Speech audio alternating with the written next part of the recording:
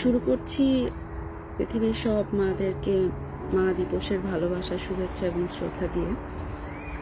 আজকে আমার কাছে আসলে মনে হচ্ছে মা দিবসের যে যে উপলব্ধিটা, অনেকের এটা নিয়ে দ্বিমত আছে যে প্রতিদিনই মা দিবস অথবা আলাদা করে কেন দিবস পালন করতে হবে, উদযাপন করতে হবে।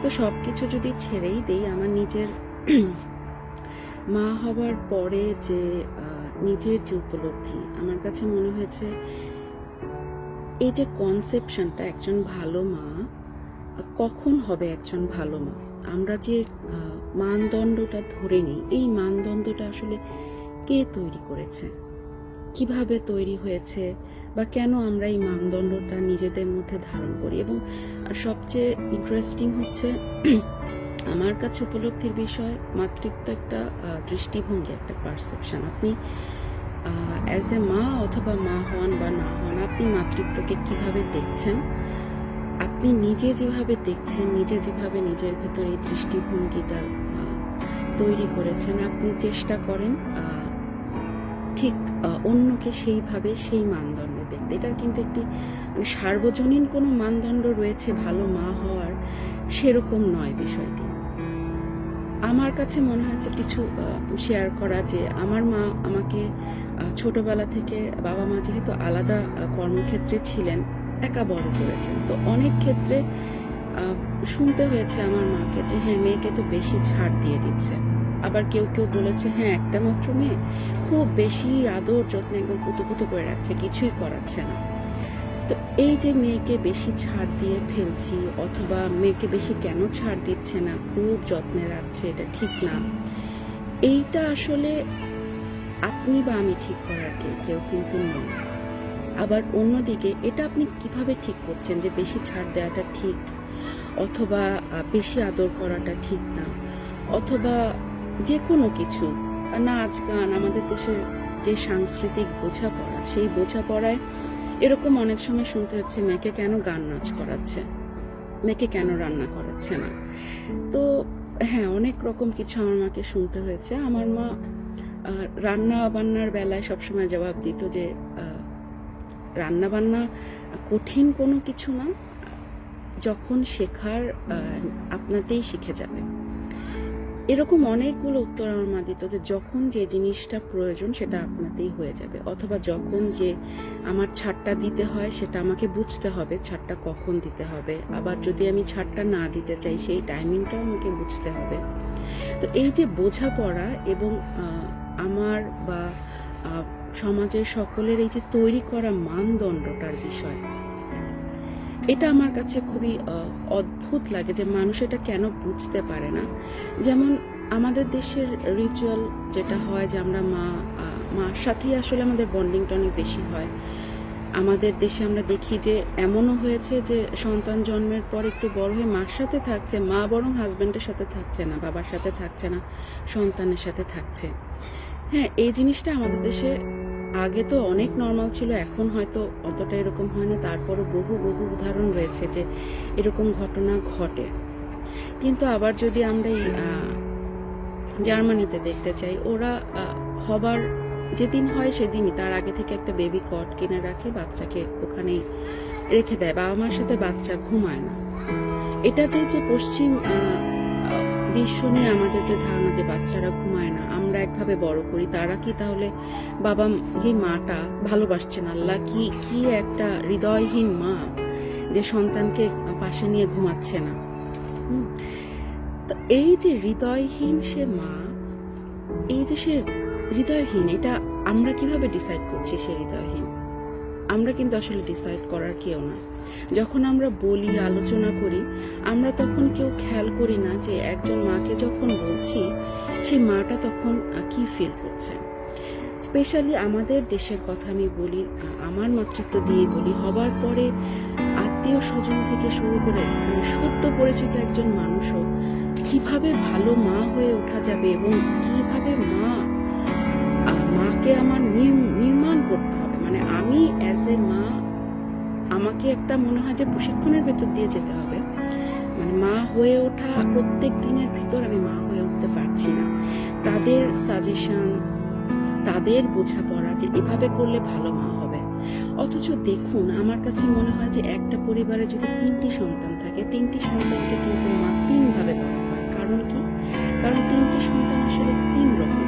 হ্যাঁ, এই যে 3 ভাবে বড় করা কেন করে, তার কারণ হচ্ছে আপনি একজনকে যেভাবে বড় করছেন, পরের সন্তানটা যদি ওরকম না হয়, আপনি তার সাথে তো সেরকম বিহেভিয়ার করে বড় করতে পারবেন না। তার সন্তানকে বুঝতে হবে, সেভাবে বড় করতে হবে। আবার যদি আমরা আমাদের দেশের কথা বলি, যে হ্যাঁ, অনেক হয়তো সারাউন্ডিংস অনেক মানুষজন, আত্মীয় স্বজন থাকে, যখন আবার বিদেশে আমরা প্রবাস জীবনে একা সন্তান বড় করছি, আমাদের কিন্তু পরিবেশটা ভিন্ন। অথবা একই বিল্ডিং এর কিন্তু 10টা বাড়ির 10টা পরিবেশ, একই জায়গাতে একই শহরে থেকে পরিবারের শিক্ষা, পরিবারের ধারণ করা কিছু সংস্কৃতি, সবকিছু কিন্তু আসলে ডিফার করে। সেই কারণে পরিবেশটা কিন্তু একই বিল্ডিং এ 10টা ফ্ল্যাটের 10 রকম হয়ে থাকে। কাজে আপনি একটা মানদণ্ড করতে পারেন না যে এই মানদণ্ডে বড় করতে হবে সন্তানকে, কারণ আমার সন্তান তো আপনার সন্তানের মতো নাও হতে পারে, তাই না? তো এই যে মা হওয়ার পর একদম যেদিন হলো, তার আগে থেকে তো বাদই দিলাম, হওয়ার পর থেকে যে সবার একদম কঠিন, কি বলবো এটাকে, কঠিন উপদেশ বাণী দিতে এবং সবাই এত অধিকার নিয়ে দিতে থাকে, আমার কাছে মনে হয় একজন মা কিভাবে আসলে দেখছেন। একজন মাকে যখন একজন সন্তানকে নিয়ে বলা হয়, কিভাবে সে ফিল করছে। আমরা আমাদের দেশের মানুষ এভাবে করে আসলে বোঝাপড়াটা এভাবে হয় না, এবং হয় না বলেই আমি দেখি যে যখন একজন নর্মাল ডেলিভারি হয় যে মায়ের এবং একজন সিসেক হয় যে মায়ের, দুজনকে আমরা আলাদা করে দিই। আমরা বলি একজন সিসেক মা যখন হবে, সিজারিয়ান করে মা হচ্ছে, আমরা তাকে মায়ের মধ্যেই ফেলি না। কারণ কি, আর ওর তো পেট কেটে বের করেছে, ও আবার মা হওয়া কি বুঝে, হ্যাঁ, কষ্ট ছাড়াই হয়ে গিয়েছে। কিন্তু যে টাইম বিইংটা একটা সন্তানকে আমার নিজের ভেতরে রাখতে হচ্ছে, সেটা একজন নর্মাল ডেলিভারি করা মার যেমন রাখতে হচ্ছে, আমারও কিন্তু রাখতে হচ্ছে। এখন বের হবার প্রক্রিয়াতে আসি, অবশ্যই নর্মাল ডেলিভারির সেই কষ্টের সাথে কোনো রকম কষ্টের তুলনা চলে না। কিন্তু যে মার সিসেকশন হচ্ছে, যার পুরো পেটটা কেটে খুলে একটা সন্তানকে বের করা হচ্ছে, সে মাকে আমি কিভাবে ছোট করি? কিন্তু আমরা করি। আমাদের দেশের মানুষরা ধারাবাহিকভাবে এই জিনিসটা করে, পার্থক্য করে এবং গর্ববোধ করে অন্য যে সিজারিয়ান করা মাটা তাকে ছোট করে দেখে। এবং এই ধারণাটা এমনও হয় যে সন্তানের সামনে বলছে, এবং সন্তানের মানসিকতা এই জিনিসটা সেট হয়ে যাচ্ছে যে আমার মতো কি কষ্ট করেছে, মাত্র পেট কেটে বের করে ফেলেছে, এটা তো কোনো কষ্ট না। আমার সিজারিয়ান হওয়ার সময় যে মেরুদণ্ডের নিচে কোমরে একটা হাড়ে ইনজেকশন দিতে হয়, সেই সময়কার ব্যথা তো আমি বাদই দিলাম।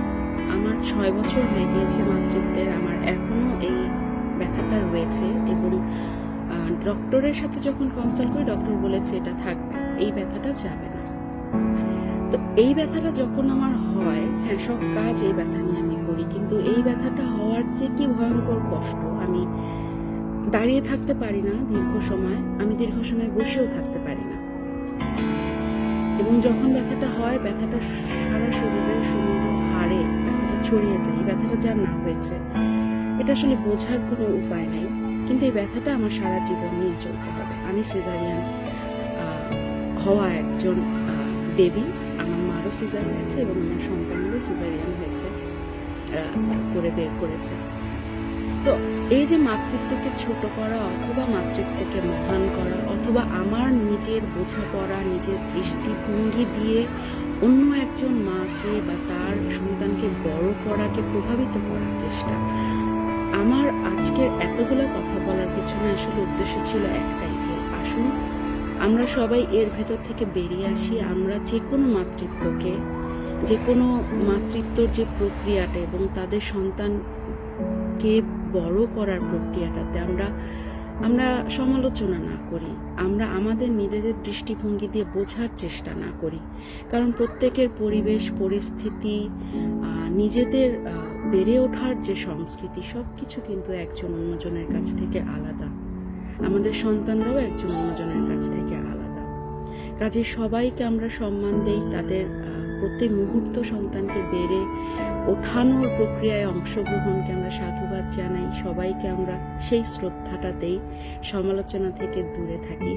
আমার কাছে মনে হয় আমার মা যে জিনিসটা ফেস করেছে, আমরা প্রত্যেকটি মা সেই জিনিসগুলো আসলে ফেস করি এবং নানাভাবে। আমি একটা দুটো উদাহরণ বললাম, মানে আমাদের মাদের কথাবার্তা যখন হয় এটা খুব নর্মাল কথা হয়, তা আমার কাছে মনে হয়েছে যে এটা মনে হয় আমাদের দেশেই হচ্ছে, কিন্তু না, এখানে এসেও আমি দেখেছি যে জার্মান বা টার্কিশ বা স্প্যানিশ মারা, তারাও আসলে এই বিষয়গুলোর মধ্যে দিয়ে যান, অ্যাজ ইফ মারাই আসলে মনে হয় পরীক্ষা দিচ্ছে যে সন্তানকে বেড়ে মানুষ করতে পারছে না, সন্তানকে ঠিকমতো শিক্ষা দিতে পারছে না। তা কিন্তু নয়, যে যার জায়গা থেকে নিজের যে গণ্ডিটা, সেখান থেকে সে সর্বোচ্চ করে তার নিজের সন্তানের জন্য।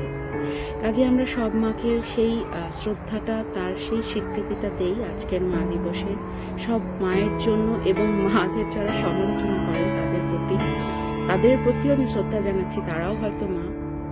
দৃষ্টিভঙ্গিটা একটু পরিবর্তন করতে হবে, নিজেদের ছকে না ফেলি, সবাইকে নিজেদের মতো বড় করার এই পথটাকে আমরা অনেক বেশি সহজ করে দিই।